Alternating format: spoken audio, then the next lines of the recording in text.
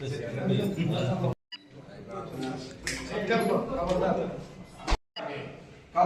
खबरदार खबरदार खबरदार దళితులకు క్షమాపణ చెప్పాలి ప్రకాష్ రెడ్డి గారు. దళితులకు ప్రకాష్ రెడ్డి గారు క్షమాపణ చెప్పాలి. దళితులకు క్షమాపణ చెప్పాలి.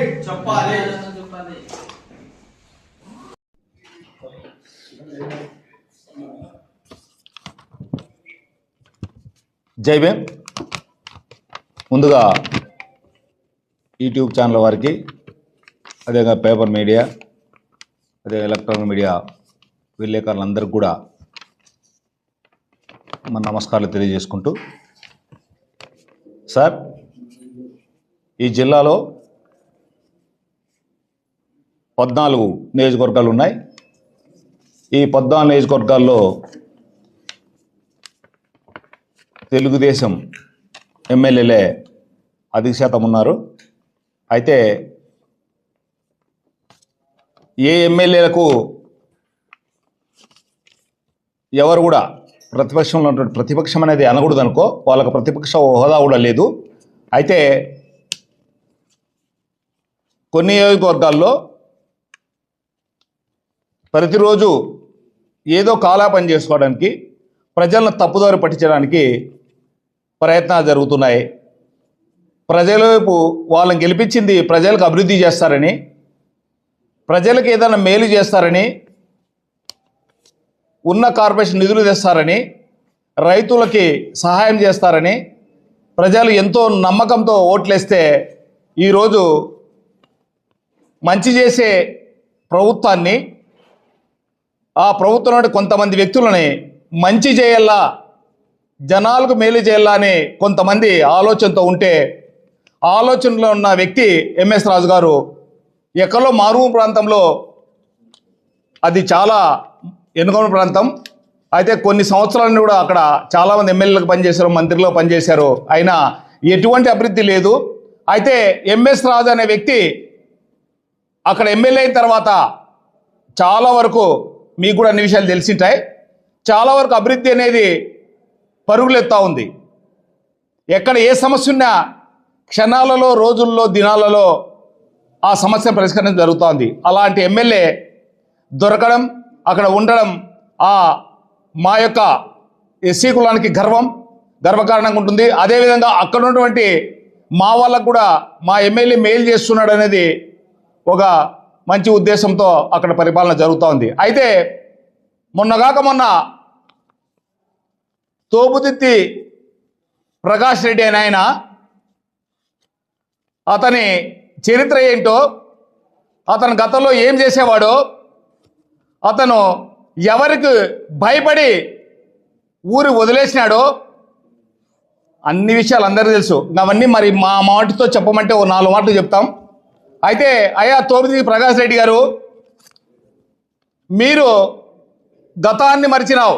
గతాన్ని మరిసే సచ్చిన శవంతో సమానం. నీవు చచ్చిన శవమే. అయితే మా దృష్టిలో నువ్వు సచ్చిన శవం. ఈ జిల్లాలో, ఈ యొక్క నీ ప్రాంతంలో నీ శాతం ఎంత, నీ బలం ఎంత అనేది ముందుగా నువ్వు తెలుసుకోవాలా. అయితే గతంలో ఎమ్మెల్యేగా ఉన్నప్పుడు మీరు ఆ నియోజకవర్గాన్ని ఏ విధంగా భ్రష్టు పట్టించారనేది కూడా అన్ని విషయాలు అందరూ తెలుసు. అయితే మేము అక్కడ ఎక్కువ శాతం మాదిగలు ఉన్నాం. మాదిగల ఓట్లు నీకు పడినాయి, నిన్ను చూసి కాదు. గతంలో మీ నాన్న 2004లో ఎమ్మెల్యేగా రాజశేఖర రెడ్డి గారు టికెట్ ఇవ్వకపోతే మీరు మీ నాన్నని సొంతంగా ఇండిపెండెంట్గా పోటీ చేయడం జరిగింది అనంతపురం నియోజకవర్గం. అయితే మీ నాన్నకు వచ్చిన ఓట్లన్నీ, మీరు పెట్టింది ఖర్చు ఎంత, మీరు తెచ్చిన మాటలన్నీ, మీకు ఆ రోజే మిమ్మల్ని జనము చీకొట్టారు, మీకు ఉమ్మి పారేశారు. మీరు పనికిరారు ఎమ్మెల్యే కానీ. అయితే మరి మీరు కొద్ది కాలం ఈ జిల్లా వదిలేశారు. ఈ జిల్లాలో కనుమరుగయ్యారు ఒక వ్యక్తి ఇక్కడ ఉన్నాడని. ఆ వ్యక్తి ఎవరో కూడా మీకు తెలుసు.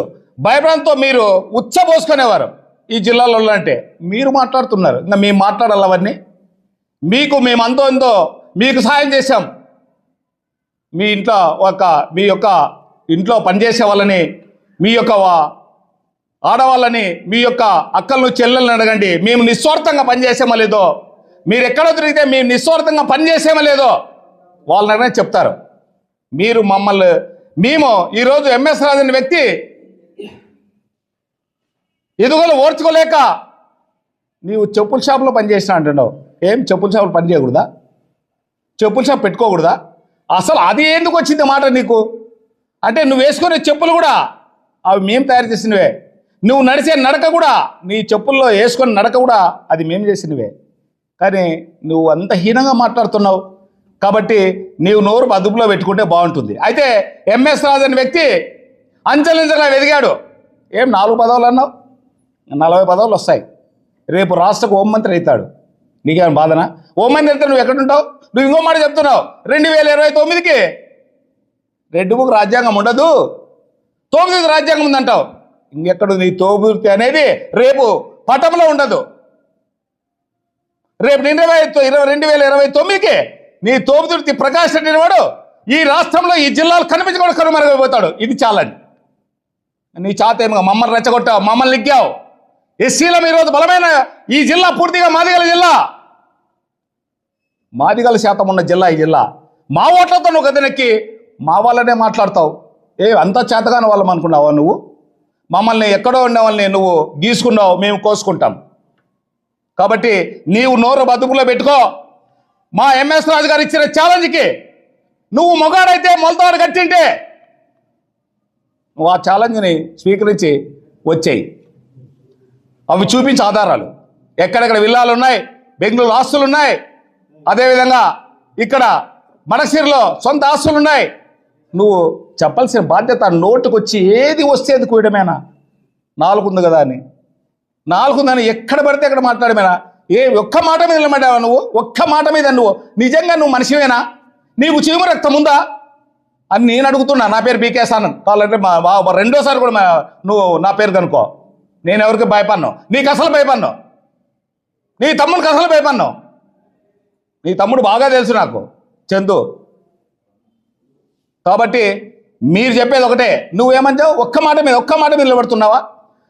నాకు పరిటాల సునీత నాపై గెలిస్తే నేను మీసం మీద తీసుకున్నావా? మీసంలో వెంట్రుకను తీసావా? ఏంటికి మాట్లాడతావు?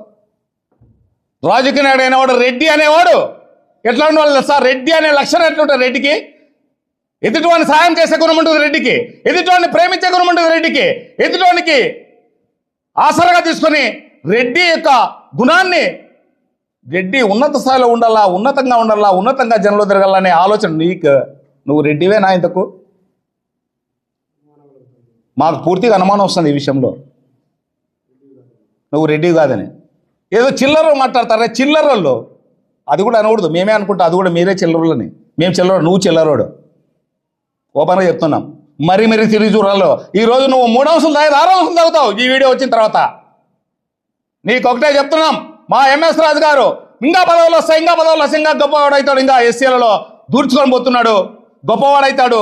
మాకు సంతోషంగా ఉంది. మాకు ఏమి చేయకున్నా, మాకేమీ పెట్టకున్నా మా జాతుల్ని మాకోగా మీసం మెలేసే మనగాడున్నాడు అనేది మా ధైర్యం. ఇంకా నీకు ఏమాత్రం హీనం పానం సిగ్గు లజ్జ ఉంటే నువ్వు అన్నీ మూసుకొని కూర్చోవాలా. పిచ్చి కుక్కలు రోడ్డు మీద తిరుగుతాయి, వాళ్ళకు విలువ లేదు. ఈ ఊర్లో ఊర కుక్కలు తిరుగుతుంటాయి, ఊర కుక్కలు. ఆ ఊర కుక్కలకు విలువ కూడా నీకు లేదు. నువ్వు మాట్లాడుతున్నావు. ఇంకా నువ్వు తగ్గించుకుంటే బాగుంటుంది. నువ్వు ఆ ఛాలెంజ్ స్వీకరించాలా. ఎక్కడ ఆస్తులు ఎక్కడ బినామీలతో ఉన్నాడో లోకేష్ బినామన్నావు, అది కూడా బయటకు రావాలా. మా వాళ్ళందరూ కూడా చాలా మంది చాలా విధాలుగా మాట్లాడుతున్నారు ఎంఎస్ రాజు గురించి. ఎదిగి బినామీ అంటున్నారు. అది మాకు ఆ మచ్చ వద్దు. మాకు ఆ మచ్చను నువ్వు రూపించాలంటే నువ్వు మొగాడైతే ఖచ్చితంగా నువ్వు బేస్వారం రోజు బయటకు వచ్చి నువ్వు లేదు నీ ఇంటి ముందుకి మేము 500లతో మేము ఇంటికి వస్తున్నాం, మీ ఇంటి ముందుకు వస్తున్నాం, అక్కడే తేల్చుకుందాం తాడో పేడో. ఇంకా తగ్గించు. ఇంకా నువ్వు మూసుకొని కూర్చో. సరిపోయింది. బాగా మాట్లాడు. మమ్మల్ని రెచ్చగొట్టిన దానికి నీకు కరెక్ట్ అయిన బుద్ధి చెప్పకపోతే మేము నిజంగా మాదిగలమే కాదు, ఈ జిల్లాలో మేము 30 సంవత్సరాలుగా మాదిగ దండోరా మాదిగలు చైతన్యపరిచి మాదిగలు ఎంతో మందిని మేము లీడర్లను చేశాం, ఎంతోమంది. కానీ మీలాంటి వాళ్ళు ఇంకా అక్కడక్కడ ఉన్నారు. ఈ చెత్తను ఏరేయడానికి మేము తయారయ్యాం. నువ్వు ఒక చెత్త, నేను ఏరేస్తాం, నీకు ఎమ్మెల్యే కదా, వార్డు మెంబర్ అర్హత లేదు, మాతో పెట్టుకున్నావు, మా వాళ్ళ ఓట్లు డోర్ టు డోర్ చెప్తాం, కానీ పార్టీతో ముఖ్యం కాదు, నువ్వు తోపిదిరి ప్రకాష్ రెడ్డి ఇక్కడ పోటీ చేసి అక్కడ ఓటించండి మా దగ్గర అని మా వాళ్ళకి పిలుపునిస్తున్నాం. కాబట్టి ఇదన్నీ దృష్టిలో పెట్టుకుని నువ్వు జాగ్రత్త ఉంటే బాగుంటుంది తెలియవరుస్తున్నాం. జై భీమ్.